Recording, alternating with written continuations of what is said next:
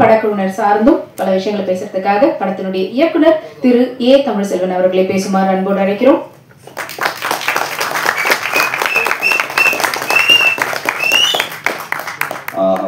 வந்திருக்கும் அனைத்து சிறப்பினர் மற்றும் வந்திருக்கும் அனைத்து பத்திரிகை நண்பர்கள், இந்த என்னுடைய அழைப்பை ஏற்று எல்லா அங்கிருந்த ஊர்லேருந்து வந்திருக்கும் அனைத்து நண்பர்களுக்கும் என்னுடைய மாலை வணக்கத்தை தெரிவித்துக்கிறேன். எல்லாருக்கும் ஒரு ஆசை இருக்கும், நம்ம இந்த மாதிரி ஒரு இயக்குனர் ஆகணும்னு. ஸோ அந்த மாதிரி ஒரு நம்ம பேரரசர் மாதிரி வந்து ஒரு நல்ல ஒரு இயக்குனர் ஆகணும்னு எனக்கு ஒரு ரொம்ப நாள் கனவு. ஆனால் சாருடைய ஆக்ஷன்லாம் பார்த்தா நிறைய ரோல் மாடல் நிறைய கற்றுருக்கேன். ஸோ அது மாதிரி நான் வந்து ஒரு நல்ல இயக்குனர் ஆகணும் என்னுடைய ரொம்ப நாள் கனவு கண்டிப்பாக நடக்கும். அதே மாதிரி நான் வேலை செஞ்ச என்னுடைய இயக்குனர் ரவிச்சந்திரன் சார், அப்புறம் பத்மராஜ் சார், ஸோ என்னை வாழ்த்து வந்திருக்க என்னுடைய நண்பர் டென்னிஸ். நானும் டென்னிஸும் வந்து எப்பயுமே வந்து நிறைய நண்பர்கள். ஸோ தோற்றம் படம் ஆரம்பிக்கிறதுக்கு முன்னாடி கதையை டிஸ்கஸ் பண்ணுறதுக்கு ஆரம்பித்தோம். அதுக்கப்புறம் இந்த மாதிரி பண்ண நல்லா இருக்கும்னு சொல்லி ஒரு பெரிய ஒரு நல்ல ஸ்கிரிப்டை வந்து உருவாக்கியிருக்கோம். இந்த படம் வந்து ரொம்ப நல்லா வந்திருக்கு. ஸோ இந்த படத்துடைய ட்ரெய்லரும் சாங்கும் நீங்கள் கேட்டிருக்கீங்க, எப்படி வந்திருக்குன்னு ஒரு நல்ல ஒரு கரவசத்தை சொன்னீங்கன்னா. ரெண்டாவது விஷயம் என்னன்னா, அரியலூர் எனக்கு வந்து அந்த மண்ணில் கால் வைக்கும் போதே எனக்கு ஒரு வீரம் கிடைச்சது. ஸோ அந்த வீரத்துக்கு தகுந்த மாதிரியே வந்து ஒரு இளம் பரத் வீரத்துக்கு சொந்தக்காரனா இந்த தமிழ் சினிமாவுக்கு அடுத்த ஒரு சிறந்த ஒரு நாயகனா வரக்கூடிய ஒரு இளம் பரத் எனக்கு ஒரு நல்ல ஹீரோவா கிடைச்சாரு. ஸோ அந்த ஹீரோ வந்து இன்னைக்கு எனக்கு நேற்று ஒரு ஃபோன் கால், நான் ட்ரெய்லரை வந்து அனுப்பும் போதே வந்து தம்பி இந்த இவர் நம்ம அடுத்த படத்துக்கு வந்து கண்டிப்பாக நம்ம இவர் மீன் லீடாக பண்ண வச்சிருவோம், அவர்கிட்ட நீங்கள் சொல்லாதீங்க மேடையில் அனௌன்ஸ்மெண்ட் பண்ணுங்க அப்படின்னாரு. ஸோ ரெண்டாவது வந்து தலைவர் அவர் அடுத்த படம் தயாரிக்கிறார். அடுத்த படத்துலையுமே இளபரத்தை தான் ஹீரோவை வச்சு பண்ணணும்னு சொல்லி இப்பவே அவருக்கு 3 படம் வந்து ஹீரோவா கிடைச்சிருக்கு.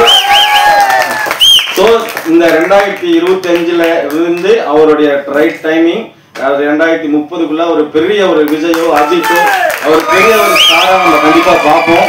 ஏன்னா ரொம்ப நல்ல ஒரு டெடிக்கேட்டடான ஒரு ஆர்டிஸ்ட். எனக்கு சார் எப்படி பண்ணலாமா அப்படி பண்ணலாம், நான் எதிர்பார்க்கறதுக்கு மேல அவர் அவுட்புட்டை கொடுக்கக்கூடிய ஒரு நல்ல நண்பர். அவர் தம்பி நல்லா கண்டிப்பா வருவார், அதில் எந்த மாற்றமும் கிடையாது.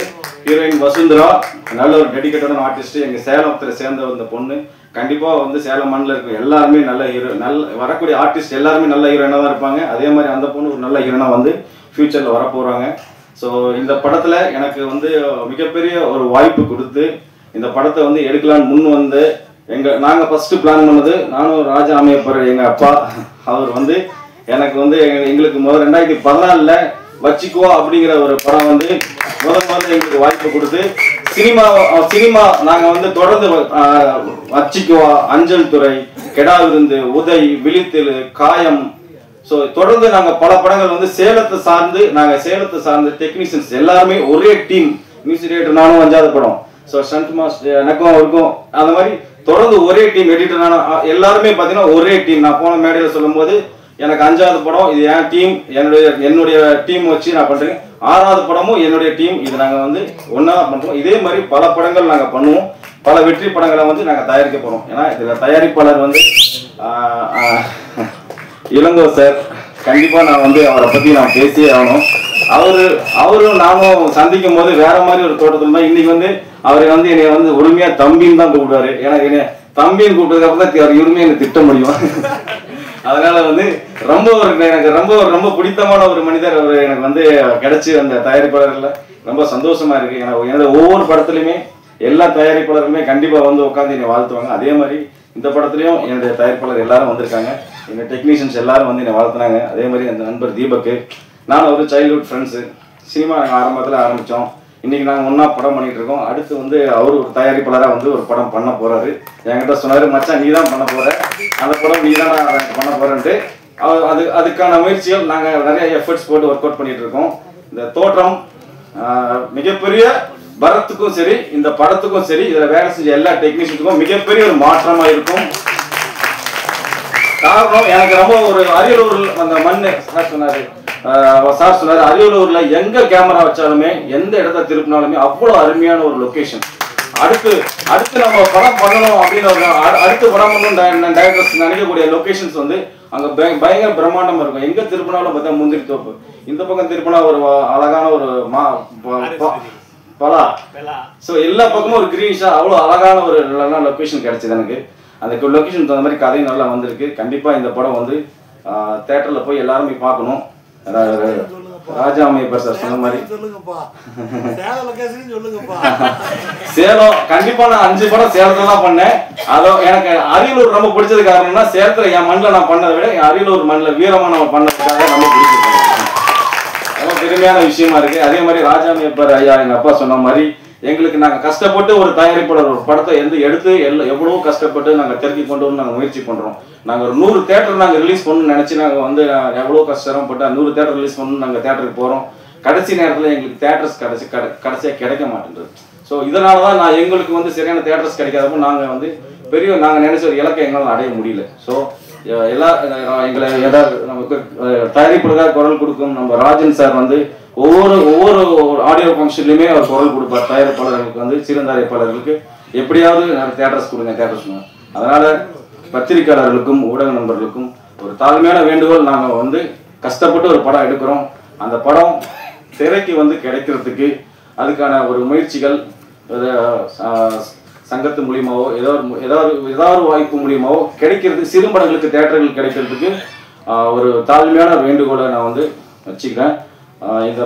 இந்த படம் அடுத்த மாதம் திரைக்கு வர்றதுக்கு வந்து பிளான் பண்ணியிருக்கோம். தோற்றம் இது ஒரு அருமையான ஒரு கதை. இந்த கதைக்களம் வந்து ஒரு வில்லேஜிலிருந்து ஒரு அழுக்கான தோற்றத்தில் தாம் பிள்ளையோட கல்யாணத்துக்காக நகை வாங்க வரக்கூடிய ஒரு பெரியவர் சிட்டிக்கு வந்ததுக்கப்புறம் அவருடைய இந்த அழுக்கான தோற்றத்தை பார்த்து என்ன நடக்குது சிட்டியில், அதுக்கப்புறம் அந்த பெரியவர் வந்து இருந்தாரா இல்லையா, அந்த தோற்றம் அந்த கதையில் வந்து என்ன மாற்றத்தை அந்த பெரியவர் கொண்டு பண்ணிச்சுங்கிறத கதையில் வந்து நல்ல ஒரு அருமையாக சுவாரஸ்யமாக சொல்லியிருக்கேன். இந்த படத்தை கண்டிப்பாக எல்லாரும் தேட்டரில் போய் பாருங்கள். எங்களை மாதிரி வளர்ந்து வரும் கலைஞர்களுக்கு பெரும் ஒரு சப்போர்ட்டாக இருக்கணும்னு சொல்லிட்டு என்னுடைய எக்ஸ்பெக்டேஷனை உடைச்சி அவ்வளோ அழகாக அற்புதமாக நடிச்சிருந்தாருன்ற சொல்றத தாண்டி அந்த கேரக்டராகவே படம் ஃபுல்லாக வாழ்ந்தாரு. அப்படி ஒரு அழகான கேரக்டரா அந்த அளவுக்கு படம் ஃபுல்லாகவே எனக்கு விஷுவலுக்கு ஒவ்வொன்றும் நான் எதிர்பார்க்கறத விட பெட்டர். இன்னும் கொஞ்ச நேரம் அவர் பண்ணியிருக்க மாட்டாரா, இன்னும் கொஞ்சம் ரியாக்ஷன்ஸ் கொடுத்துருக்க மாட்டாரா அப்படின்ற அளவுக்கு அவர் பர்ஃபார்மன்ஸ் பண்ணிட்டு இருந்தாரு. சரி இதெல்லாம் போக இவருக்கு டஃப் கொடுக்க வரண்டா ஒரு வில்லன் அப்படின்னு சொல்லிட்டு விஜு ஐயப்பன் சார் அவரோட ஒவ்வொரு மிரட்டல் காட்சிகளுமே எனக்கு எப்படி சொல்றதுன்னு தெரியல. ஆடியன்ஸ் நீங்கள் தேரில் பார்க்குறப்ப தெரியும் எந்த அளவுக்கு அவரோட வெறித்தனம் இருந்துச்சு. ஏன்னா கேமரா ஆட்டோமேட்டிக்காக ஜர்க் ஆச்சு. அவர் ஒவ்வொரு டைமும் அவ்வளோ மிரட்டி அவ்வளோ அழகாக பண்ணார். அண்ட் தென் வேற என்ன சொல்கிறது, ஹாப்பி பொங்கல், தேங்க்யூ ஆல். எல்லாரும் ஒரு கை தட்டுங்க. இல்லை பேசி முடிச்சதுக்கப்புறம் தட்டிங்களோ தட்ட மாட்டீங்களோ தெரியல, சத்தமே வரல. பின்னால் ஒருத்தர்லாம் தட்டவே இல்லை. நம்ம தட்டினா தெரியவா போகுது அப்படின்னு ஜாலியாக இருக்காங்க.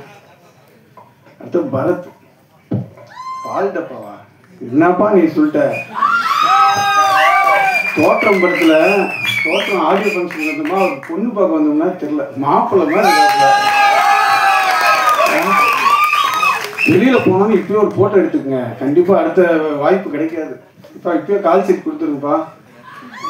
அப்புறம் இங்கே மேடையில் உட்காந்து பெரியவங்க அனைவருக்கும் நன்றி தெரிவிச்சுக்கிறேன். அப்புறம் என்னோட நண்பர் தமிழ்ச்செல்வனை பற்றி ஒரு சில வார்த்தைகள். உங்களுக்குலாம் கோபமே வராதா அப்படின்னு திட்டுவாங்கல்ல, அதுக்கு எடுத்துக்காட்டு என் நண்பன் தமிழ்ச்செல்வன். சுத்தமாக வராது, கோபமே வராது. நான் நிறையா டைம் பண்ணுவேன், நானே திட்டுவேன் அப்படின்னு சிரிச்சுக்கிட்டேன். ரஜினி மாதிரி சிரிச்சுக்கிட்டே இருப்பார்.